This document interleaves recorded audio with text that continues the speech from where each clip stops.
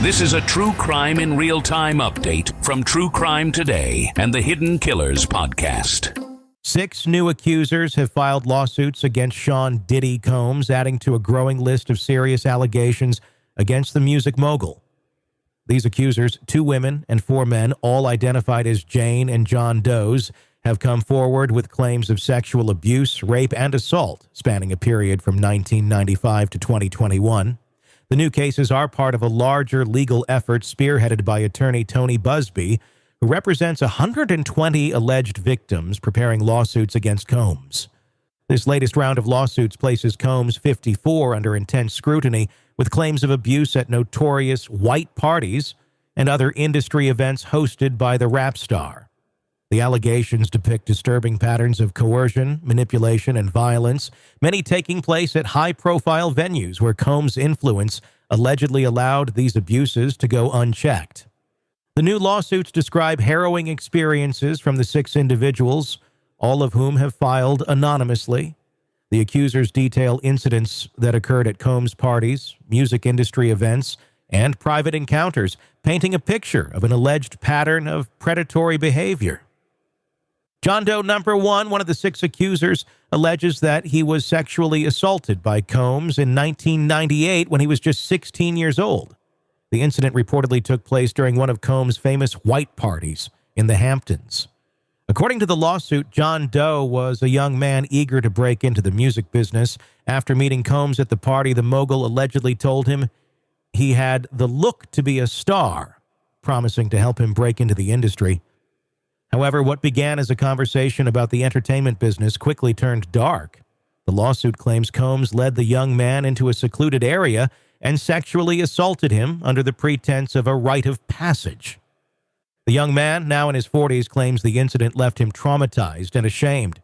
He states that he stayed silent for years out of fear, knowing how powerful Combs was within the industry. John Doe number 2 alleges that he was assaulted by Combs in 2008. While working as an advisor for Echo Clothing.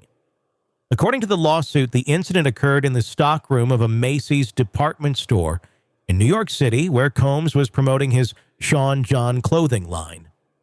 The accuser claims that Combs and his bodyguards confronted him in the stockroom, physically attacking him before Combs allegedly sexually assaulted him. The lawsuit states that the assault was brutal and was followed by threats of violence, including death threats if he spoke out. John Doe number 3 recounts a similar experience while working as a security guard at one of Combs' East Hampton parties in 2006. The accuser claims that after drinking alcohol provided by Combs, he became disoriented and was later sexually assaulted in a van by Combs. He alleges that he was incapacitated, unable to defend himself, and that the incident has left him with lasting psychological trauma. John Doe number 4 describes an incident from 2021 in which he attended a party hosted by Combs. After consuming a drink at the party, he says he became incapacitated and was subsequently sexually assaulted by multiple men, including Combs. According to the lawsuit, he vividly recalls seeing Combs during the assault, but was powerless to stop it due to his physical condition after consuming the drink. Jane Doe number 1 was 19 years old when she was allegedly raped by Combs in a New York hotel in 2004. According to the lawsuit, she and a friend were invited to the hotel for a private party after meeting Combs at a photo shoot. Once inside, the lawsuit claims Combs became aggressive and forced Jane Doe's friend to perform a sexual act on him. He then allegedly raped Jane Doe while threatening to kill both women if they did not comply. Jane Doe number 2 details an incident from 1995 when she attended a promotional event for the Biggie Smalls music video, One More Chance. According to her lawsuit, Combs sexually assaulted her in a bathroom after violently striking her. She claims that after the assault, Combs threatened her life if she told anyone about the incident. These 6 new lawsuits are just the latest in a wave of allegations that have surfaced against Combs in recent months. Tony Busby, the lawyer representing the victims, has stated that over 120 accusers are preparing to file lawsuits accusing Combs of a wide range of sexual abuse, assault, and trafficking crimes. Combs, who is already facing charges of racketeering, sex trafficking, and transporting individuals for prostitution, is currently in federal custody at the Metropolitan Detention Center in Brooklyn. His criminal trial is scheduled for May 2025, but the number of civil lawsuits continues to grow, with more victims expected to come forward in the coming months. What makes these lawsuits particularly significant is the involvement of well-known corporations. Companies like Macy's and Marriott have been named as co-defendants in some of the cases, accused of either facilitating or ignoring the abuse that allegedly took place on their premises. For example, one of the John Doe accusers names Macy's as a defendant in his case, claiming that the department store failed to act after he reported his assault by Combs in their stockroom. Throughout these legal proceedings, Combs has consistently denied all allegations. His legal team has dismissed the claims as false and defamatory, arguing that the lawsuits are part of a reckless media circus aimed at taking advantage of Combs' wealth and status. Combs' attorney, Erica Wolf, issued a statement saying, "No matter how many lawsuits are filed, it won't change the fact that Mr. Combs has never sexually assaulted or sex trafficked anyone." Wolf also pointed out that anyone can file a lawsuit, but the truth will only come out through the judicial process, and Combs looks forward to clearing his name in court. Despite his legal team's defense, the growing number of allegations paints a difficult picture for Combs. The stories told by the accusers are eerily similar, describing parties filled with drugs, coercion, and abuse, events where Combs allegedly used his power and influence to exploit vulnerable individuals. Central to many of these accusations are the infamous freak-off parties that Combs hosted, events known for their wild nature and celebrity attendance. According to several of the lawsuits, these parties were breeding grounds for the alleged abuse, with accusers claiming they were drugged or coerced into non-consensual sexual acts. The parties were notorious for their excess, with drugs and alcohol freely available. Multiple accusers describe feeling disoriented or incapacitated after consuming drinks at these events, unable to resist as the assaults took place.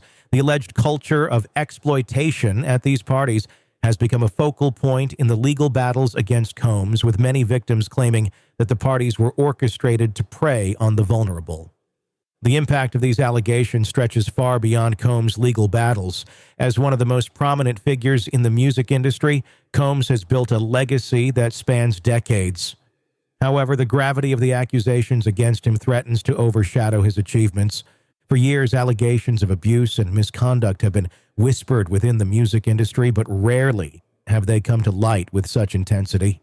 The lawsuits against Combs are part of a broader reckoning within the entertainment world as more survivors come forward to share their stories of abuse at the hands of powerful men. As these cases unfold, the industry will be forced to confront its own role in enabling or ignoring abusive behavior.